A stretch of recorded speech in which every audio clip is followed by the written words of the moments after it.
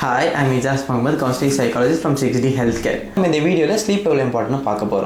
Why can't you fall asleep even after a long period of time lying in the bed? ஓகேங்களா, இது எப்படின்னா பெட்டில் படுத்தும் ரொம்ப நேரமாக படுத்து உருண்டும் ஏன் நம்மளால் தூங்க முடியலை, அதுதான்.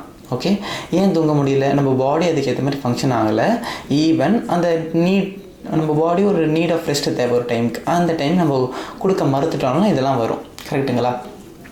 ஓகே, இது எப்படி நம்ம ஓவர் கம் பண்ணி வெளியே வரலாம்?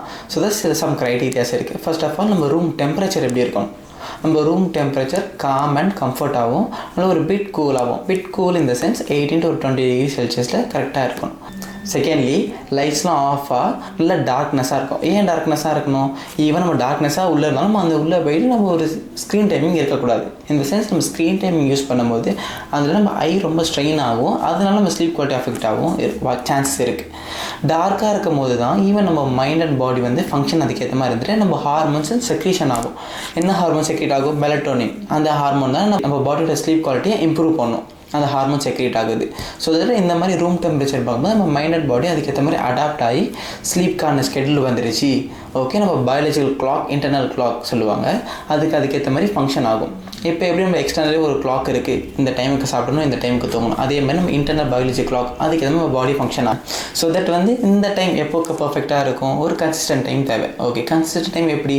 வீக்லி 1 or 2 days இல்லை, வீக்லி 6 to 7 days தேவை. அட்லீஸ்ட் 1 or 2 days டிலே ஆகலாம், ஆனால் 1 or 2 days மட்டும் தான் ஸ்லீப்புன்னு இருக்கிற மாதிரி இருக்கக்கூடாது. ஓகேங்களா? கன்சிஸ்டன்ட் டைமுக்கு ஸ்டிக் பண்ணணும்.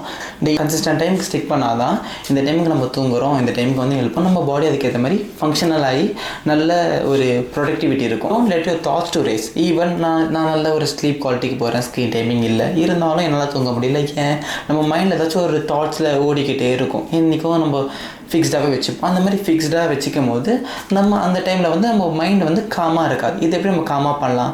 எய்தர் நம்ம ஃபிசிக்கலி நம்ம ரூம் டெம்பரேச்சர் சரி பண்ணிட்டோம், பாடியும் அதுக்கேற்ற மாதிரி அடாப்ட் ஆகிடுச்சு. ஈவன் ஃபைனலி நம்ம தாட் எப்படி மேனேஜ் பண்ணலாம்?